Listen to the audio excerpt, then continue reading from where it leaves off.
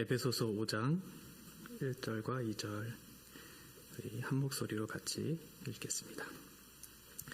그러므로 사랑을 받는 자녀같이 너희든 하나님을 본받는 자가 되고 그리스도께서 사랑 가운데서 행하라. 그는 우리를 위하여 자신을 버리사 향기로운 제물과 희생 제물로 하나님께 드리셨느니라. 아멘. 저와 여러분들을 향한 하나님의 기대는 무엇일까요? 혹시 그런 생각들을 해보셨는지 모르겠습니다.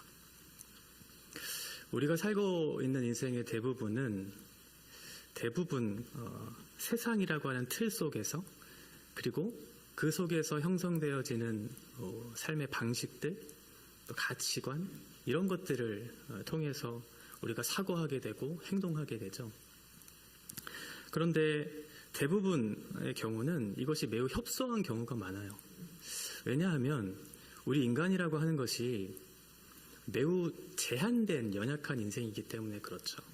우리의 지성적인 한계가 있기 때문에 하나님께서 우리에게 가르쳐 주시고자 하시는 것들을 우리는 다 알 수 없고, 그래서 하나님의 뜻을 우리는 다 알 수 없기 때문에 하나님이 원하시는 그 마음을 함께 공유할 수가 없어요. 그래서 하나님께서 기대하시는, 그리고 소망하시는 그 마음을 공유할 수가 없게 되고, 우리의 지성의 한계, 그리고 마음의 한계가 있기 때문에 그것을 따라 살고자 하는 의지적인 결단들이 일어난다라고 하는 것은 불가능한 것이겠죠. 우리의 이런 한계에도 불구하고, 우리가 다 알지 못하는 영역들이 있음에도 불구하고, 하나님께서는 우리 인간들을 지으신 분명한 목적이 있다는 것을 우리는 꼭 생각해 봐야 된다는 거예요.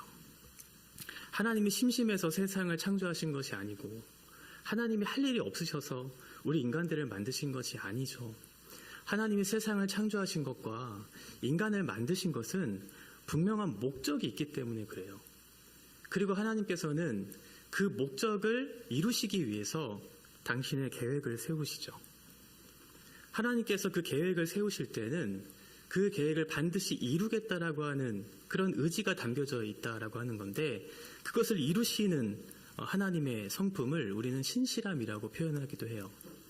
하나님은 신실하신 분이기 때문에 하나님께서 생각하신 것, 하나님께서 계획하신 것, 하나님이 목적하신 것은 반드시 이루시는 분이다라고 하는 그런 생각을 우리는 가지고 있죠. 저와 여러분을 왜 이 지구라고 하는 곳에 보내셨을까요? 이 지구라고 하는 곳 안에서도 대한민국이라고 하는 작은 땅덩어리에 보내신 이유가 무엇일까요? 그곳에서도 서울, 그리고 우면동이라고 하는 곳에 하나님이 보내셔서 함께 신앙생활하게 하신 이유는 무엇일까? 우리는 모르죠. 우리는 하나님의 모든 계획들을 다 구체적으로 세세하게 알 수 있지는 않아요. 그러나 분명한 것은 하나님께서 우리를 당신의 자녀로 부르셨다라고 하는 것은 우리에 대한 기대가 있다는 거예요. 그게 뭘까요? 하나님을 닮은 존재로 빚어가시는 거죠. 당신을 닮은 존재로 빚어가시는 것. 그래서 자녀로 부르신 거예요. 그리고 하나님께서 생각하시는 것들을, 그 뜻을 공유하게 하세요. 그래서 가르쳐 주시죠. 왜냐하면 그것을 공유함으로 함께 동역하게 하기 위해서예요. 동역이라고 하는 것은 함께 한다라고 하는 그런 의미잖아요. 동역의 반대는 독재죠. 독재는 혼자 한다는 거잖아요. 그런데 하나님께서는 우리와 함께 하고 싶어 하시는 거예요. 그리고 그것을 좋아하세요. 그래서 우리에게 그 계획들을 알려주시죠. 우리가 알지 못하는 부분들을 조금씩 깨닫게 해주셔서 당신의 마음을 공유하게 하시고, 당신이 목적하신 것이 이것이고 그 계획은 이러한 것인데 너도 그것을 알아서 나와 함께 하기를 원하신다 라고 우리들에게 계속해서 가르쳐 주세요. 하나님께서 우리에게 동역하게 하시는 그런 마음을 계속해서 부어주시는 거죠. 동역을 하기 위해 가장 먼저 필요한 것은 뭘까요? 모여야 되겠죠. 네. 동역한다고 하는데 안 모이는 거는 말이 안 되잖아요. 일단 모여야 돼요. 그리고 모여서 서로에 대해서 알아야 돼요. 그 사람이 무엇을 좋아하는지, 그 사람이 무엇을 싫어하는지 알아야 돼요. 그리고 우리가 함께 모여서 함께 이루고자 하는 목표가 무엇인지를 알아야 돼요. 그 목표를 이루기 위한 목적이 무엇인지를 알아야 되죠. 그래서 하나님은 우리에게 당신을 알 수 있도록 계속해서 선물을 부어주세요. 하나님 자신이 어떠한 분이시고 하나님이 이 세상을 창조하신 이유와 너희를 구원하신 계획이 무엇인지를 가르쳐 주세요. 그래서 하나님께서 창조하신 세상에 대한 기대, 그리고 하나님이 부르신 인간들을 향한 기대를 계속해서 가르쳐 주세요. 그리고 그 목적하신 그 일을 이루시기 위해서 당신을 알려주세요. 그 결과 어떻게 되냐면 우리는 하나님을 닮은 존재로 점점 변화되어져요. 에베소서는 우리를 거룩한 삶으로 부르셨다고 얘기하죠. 1장 4절에 보면 곧 창세전에 그리스도 안에서 우리를 택하사 우리로 사랑 안에서 그 앞에 거룩하고 흠이 없게 하시려고 이렇게 부르셨어요. 이것은 하나님이 우리를 부르신 목적이죠. 사랑 안에서 거룩하고 흠이 없게 하시려고 우리를 부르셨다는 거예요. 그건 어떠한 의미를 또한 담고 있냐면 너희가 이전에는 거룩하지 못했고 흠이 많았다는 거예요. 허물과 죄로 죽었던 인생이었으니까요. 그런데 하나님은 그런 것으로부터 우리를 건지셔서 하나님 앞에서 거룩하고 흠이 없는 모습으로 살게 하려고 우리를 택하셨고 우리를 부르셨다는 거예요. 그리고 나서 어떠한 일을 하셨냐면 이제 옛사람을 벗어야 되잖아요. 허물과 죄로 죽었던 우리의 인생이 바뀌었으면 그 신분에 맞는 옷을 입어야 되잖아요. 그래서 4장 22절에 보면 너희는 유혹의 욕심을 따라 썩어져가는 구습을 따르는 옛사람을 벗어버리고 새로운 정체성과 그 신분에 맞는 삶을 살기 위해서 필요한 것은 옛것을 먼저 벗어버리는 거죠. 그리고 나서 23절과 24절에 오직 너희의 심령이 새롭게 되어 하나님을 따라 의와 진리의 거룩함으로 지으심을 받은 새 사람을 입으라. 옛사람을 벗고 이제 새 사람을 입는 거예요. 너의 신분에 맞게 옷을 갈아입었어요. 그렇게 하나님께서 거룩하고 흠이 없는 모습으로 부르시고 우리에게 옷을 입히신 이유가 있을 건데 그게 뭐냐면 이제 그 신분과 정체성에 맞게 살라고 하신 거죠. 그게 오늘 본문이에요. 너희가 새 옷을 입었으면 하나님의 사랑을 받았으면 그 사랑을 받은 자녀답게 하나님을 본받는 자가 되라고 우리에게 말씀하고 있는 거죠. 여기까지 들어보니까 어떠세요? 여러분들이 생각했던 나의 기대와 하나님께서 여러분들을 향한 기대가 일치를 이루고 계세요? 아니면 좀 다르세요? 하나님께서 우리에게 기대하시는 것은 하나님을 본받는 거예요. 우리의 말과 행동을 통해서 하나님 당신이 드러내 보이시기를 원하시는 거죠. 우리의 말과 행동 속에 하나님이 묻어나기를 원하시는 거예요.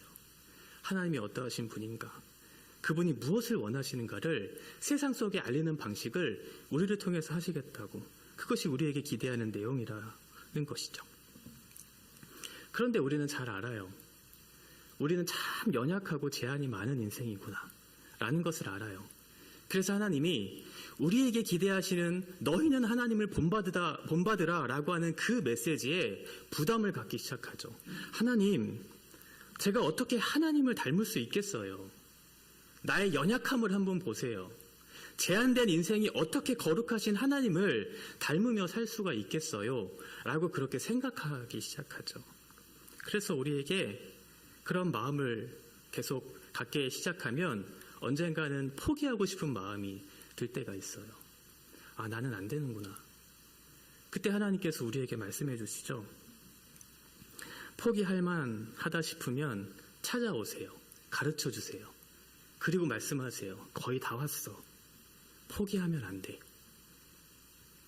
우리가 등산할 때 보통 옆에 있는 사람들이 그런 얘기 해주잖아요. 언제까지 가야 돼?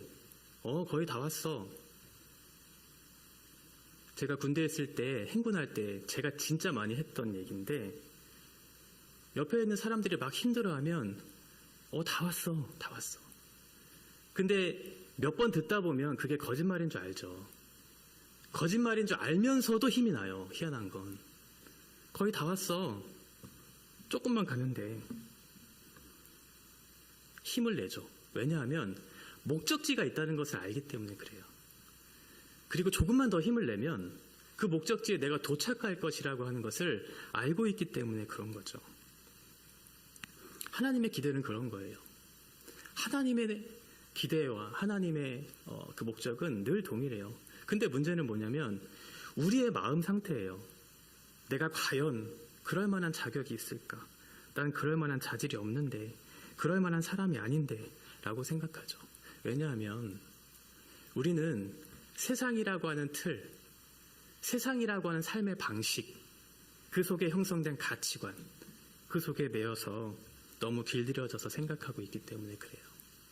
세상은 언제나 그 사람의 자격과 조건을 따져 물어요. 너는 어느 대학에 나왔어? 너는 돈이 얼마나 많아? 연봉은 얼마야? 외모는 어때? 외모를 가지고 자꾸만 사람을 평가해요. 그리고 그것으로 이미 성공과 실패를 갈라요. 그리고 그것을 판단해버려요. 여기에 익숙한 거죠. 너무 익숙한 나머지 나는 그럴 만한 존재가 아니구나. 세상이 얘기하는 그 기준에 적합한 존재가 아니구나라고 생각하면서 하나님의 기대와 내 기대가 점점 멀어져요. 그런데 성경은 동일하게 늘 얘기하고 있었거든요. 내가 너에게 기대하는 모습이 있는데 그것은 나를 닮은, 나를 본받는 자가 되는 것이라고 그렇게 늘 얘기하고 있었지만 우리 스스로는 그러한 존재가 아니라고 우리를 스스로를 여겨버려요. 그리고 판단해버리죠. 그러나 하나님은 우리를 외모로 보지 않으신다는 거예요. 너의 자격이 어떻고 그럴 만한 조건을 갖추었기 때문에, 그럴 만한 사람이 되었기 때문에 내가 너를 자녀로 불러서 거룩하게 만드신다고 말씀하신 적이 없다라고 하는 거예요.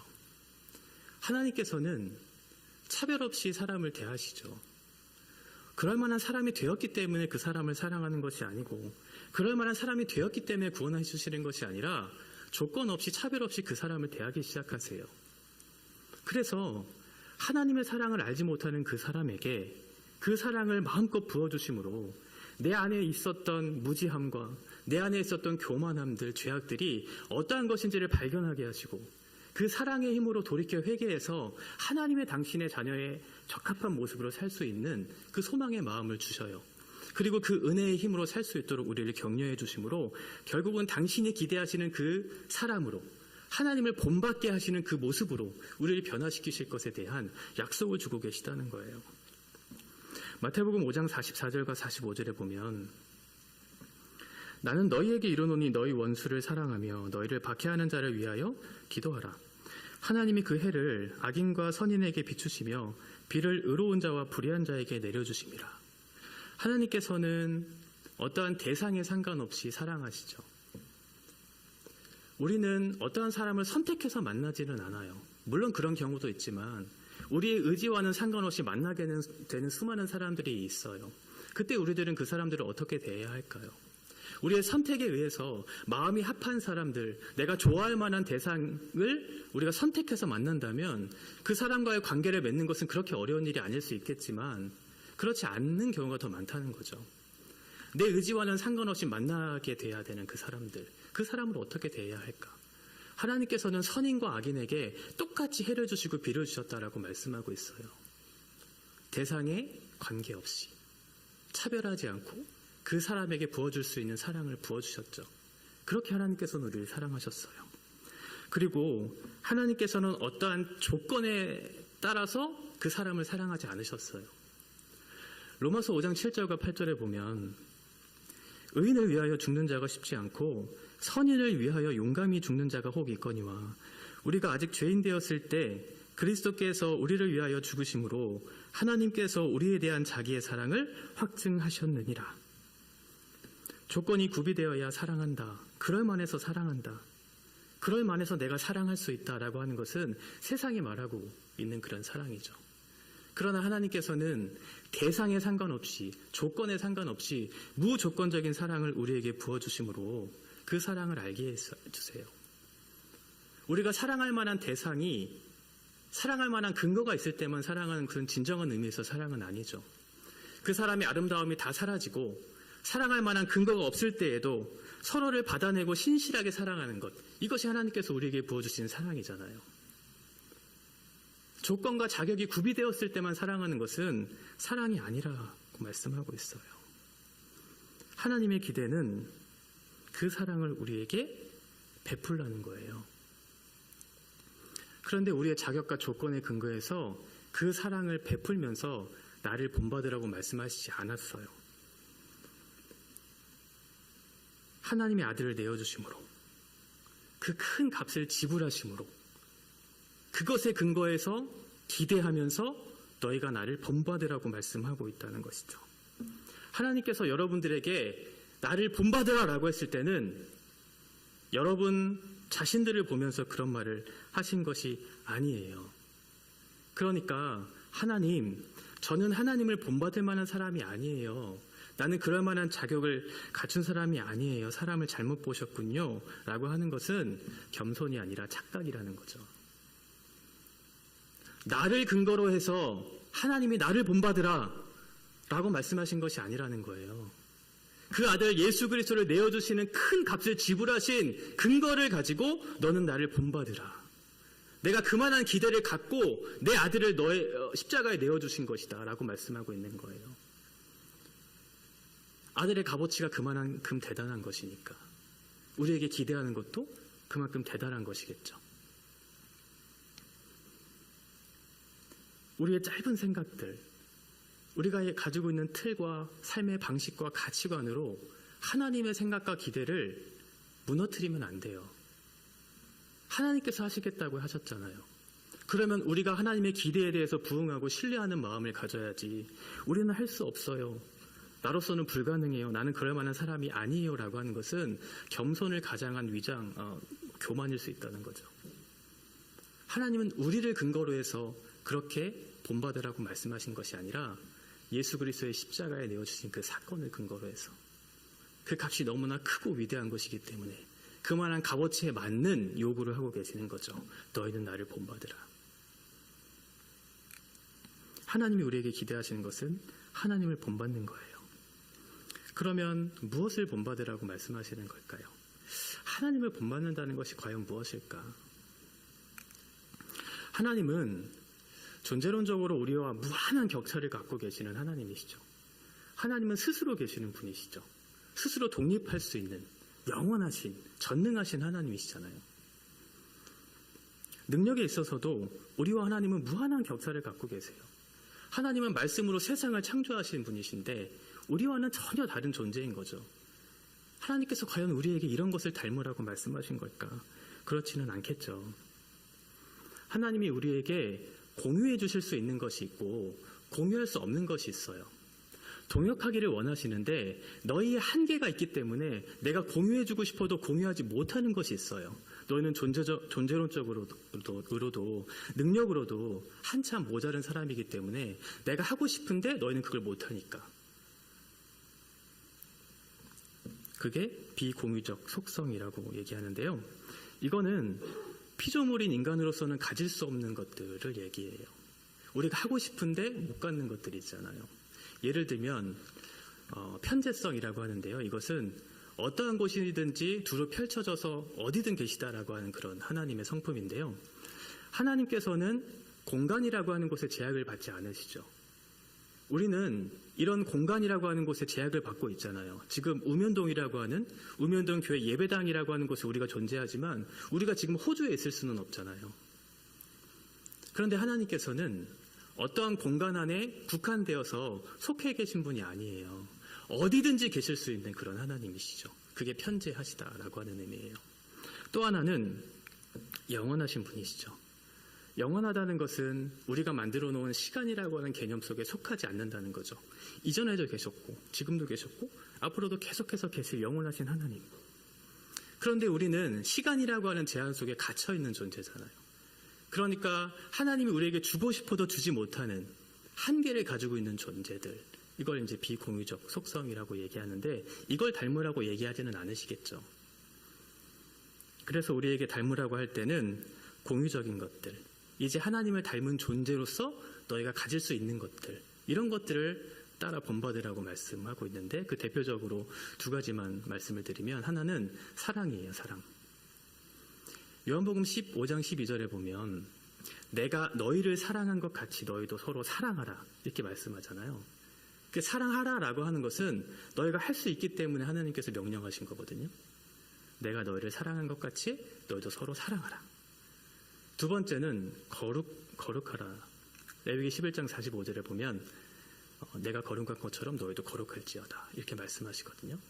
그러니까 하나님께서 우리에게 공유해 주시는 것은 하나님을 닮은 존재로, 즉 자녀로 부름받은 그 사람들이 이제 하나님을 따라서 그 일을 할 수 있게 되는 그런 일들을 얘기하고 있어요. 하나님의 성품을 본받으라고 말씀하고 있는 거죠. 왜 그렇게 본받으라고 말씀하고 있을까요? 하나님이 우리의 모습 속에서 하나님이 나타나기를 기대하고 있기 때문에 그래요. 사랑을 받는 자녀같이, 사랑을 받는 자녀같이 너희도 서로 사랑하라, 사랑을 나타내라, 이렇게 말씀하고 있고, 그리스도께서 너희를 사랑하신 것 같이 너희도 서로 사랑하라. 그러니까 사랑이라고 하는 것은 무엇을 통해 주어지는지를 2절에서 설명해줘요. 사랑은 우리 스스로 알 수 있는 그런 개념이 아니죠. 그리스도를 통해서 알 수 있는 거예요. 사랑이라고 하는 개념은 우리 안에 존재하는 것이 아니에요. 그리스도께서 너희를 사랑하신 것 같이예요. 그러니까 하나님이 우리에게 사랑을 부어주실 때는 그리스도를 통해서 그 사랑을 부어주시죠. 그리스도에게서 나타난 그 사랑이 무엇인지를 알게 하심으로 그 사랑으로 다른 사람을 사랑하게 하시는 거예요. 그 사랑이 과연 무엇일까요? 하나님은 우리를 조건 없이 사랑하시죠. 아무런 조건 없이 우리를 사랑하세요. 무한대로 그 사랑을 부어주세요. 그게 아가페적 사랑이죠. 무조건적인 사랑. 하나님께서 우리를 그럴 만한 자격이 있고 조건이 있고 그럴 만한 대상이 되었기 때문에 사랑하는 것이 아니라 하나님의 무조건적인 사랑을 우리에게 부어주세요. 그래서 그 사랑을 경험하게 하세요. 그리고 그 사랑이 하나님을 향하게 하세요. 사랑의 대상인 하나님을 목적으로 해서 끊임없이 그분을 즐거워하도록 하고 우리의 마음이 하나님의 뜻과 일치를 이루도록 우리의 마음을 주님을 사랑할 수 있도록 우리의 마음을 계속해서 움직여줘요. 강력한 열망이 우리 가운데 생겨요. 그게 뭐냐면 카리타스의 사랑이에요. 이제 하나님의 사랑을 받은 우리들이 하나님을 사랑하고자 하는 신자들이 사랑하는 그 사랑. 이 사랑은 무조건적인 사랑을 우리에게 부어주심으로 그 사랑에 대한 반응으로서 사랑하는 것이거든요. 그러면 이것이 조금 더 구체적으로 세상 속에 나타나야 돼요. 그리고 그것이 조금 더 확장되어지는 의미를 가지고 있어요. 하나님께서 우리에게 주어주시는 이 사랑은 하나님 당신 안에만 머물러 있도록 그 사랑을 꿍꿍이 이렇게 맡겨두시는 것이 아니라 그 사랑을 당신을 닮은 존재들인 인간들에게 부어주시고 그래서 하나님을 사랑하게 하시고 그래서 하나님께서 사랑하시는 그 대상들을 사랑하게 하세요. 결국은 그래서 인간들을 통해서 모든 피조세계들이 하나님의 사랑을 경험하게 하세요. 그래서 모든 피조세계들이 하나님의 사랑을 경험함으로 하나님이 어떠하신 분인지를 알게 하시고 그 결과 하나님을 찬양하게 하는 거죠. 그래서 그 사랑은 구체적이고 확장되어지는 그 사랑, 결국은 그 궁극적으로 하나님을 찬양하게 하는 그 사랑으로 나타난다는 거예요. 이것이 하나님께서 우리에게 주어지는 그 사랑이다라고 말씀하고 있죠. 이것이 인간을 구원하시고 그 사랑 안에서 살게 하신 이유죠. 하나님께서 우리에게 사랑을 가르쳐 주시고 그 사랑에 대한 반응으로서 서로를 사랑할 수 있도록 우리를 부르셨다라고 말씀하고 있어요. 하나님께서 우면동 교회를 세우시고 우리를 만나게 하신 이유는 무엇일까요? 우리가 서로 받아낼 만한 근거가 있고 사랑할 만한 근거가 있는 사람들이기 때문에 우리를 한 공동체로 부르신 것인가? 그런 것은 아닌 것 같아요. 뭐가 나고 불량품들인 우리들을 모으신 이유는 하나님의 사랑을 부어주셔서 그 사랑 안에서 서로 빚어져 가도록 모아두신 것이죠. 옆에 있는 어떠한 사람에 대한 기대를 가지고 있다면 그 기대를 버리셨으면 좋겠어요. 어떠한 옆에 있는 사람이 사랑할 만한, 기대할 만한 조건이 있어서 그 사랑을 사랑한다는 것은 잘못된 사랑이죠. 옆에 있는 사람들을 한번 보세요. 그럴 만한 사람이 있는지 없죠. 하나님께서 우리를 사랑하실 때는 조건 없이 사랑하심으로 그 사랑에 대한 반응으로서 그 사람들을 사랑하도록 우리를 부르셨지, 내가 가지고 있는 어떠한 자원으로, 그리고 그 사람이 가지고 있는 어떠한 근거를 가지고 사랑하라고 우리를 부르신 것이 아니다라고 말씀하고 있어요. 그래서 우리가 서로 사랑할 수 있는 것은, 그 근거는 하나님의 사랑을 깊이 경험해야 된다는 것이죠. 그 사랑을 깊이 경험했을 때 비로소 옆에 있는 사람을 사랑할 수 있고, 그 사람이 그럴 만한 근거가 없고 자격이 없고 조건이 없다 할지라도 하나님께서 나에게 부어주시는 무한전적인, 무조건적인 사랑에 대한 반응으로서 그 사람을 사랑할 수 있게 되는 것이죠. 한 사람이 그리스도를 얼마나 사랑하는가를 알 수 있는 것은 몸된 교회 안에서 구체적으로 드러날 때 확인될 수 있어요. 그 사랑은 자기를 희생하고 자기를 내어주고 아는 것으로 그렇게 나타나고, 대상과 조건에 상관없이 그 사랑을 주고 한 사람을 받아내는 것으로 확인되어지는 것이죠. 이 사랑을 몸된 교회에서 배워가고 이 사랑의 풍성한 교제가 이루어질 때 우리는 세상 속으로 나아가 세상의 증인으로서 그 사랑을 증거하며 살 수 있게 되는 것입니다. 사랑을 알지 못하는데 어떻게 그 사랑을 증거할 수 있겠어요? 그 사랑을 경험해보지 못했는데 어떻게 다른 사람에게 그 사랑을 증거하며 살 수 있겠어요? 하나님이 우리를 부르신 목적은 분명하죠. 그리고 그 기대도 분명하세요. 우리 스스로를 무가치한 존재로 인식하면서 살지 말고 하나님께서 기대하시는 모습, 하나님께서 목적하신, 그래서 우리를 아름답게 빚어져 갈 것에 대한 거룩한 소망을 따라서 이 세상에 참된 사랑이 왜곡되고 그 가치가 흔들리고 있는 세상 속에 하나님의 사랑의 가치가 어떠한 것인지, 진실한 사랑이 무엇인지를 바르게 나타내므로 세상 속에 그리스도의 사랑을 증거하는 그런 우면동교회 성도님들이 되셨으면 좋겠습니다. 그러하기 위해 필요한 것은 하나님의 사랑을 경험하셔야 돼요. 우리 안에 있는 어떠한 근거로서가 아니라 그리스도께서 우리를 받아내신 그 사랑, 어떠한 대상도 조건도 자격도 갖추지 못한 우리들에게 하나님께서 부어주시는 그 사랑이 우리에게 부어졌을 때 서로를 받아낼 수 있고, 서로를 받아낸 흔적들을 통해서 세상 속에 나아가 그리스도의 사랑을 전할 수 있다고 성경은 얘기하고 있어요. 이 사랑이 우리 안에 풍성히 경험되어지고 부어져서 담겨져서 세상 속으로 흘러가는 그런 복된 인생들을 살아내기를 주님의 이름으로 빕니다.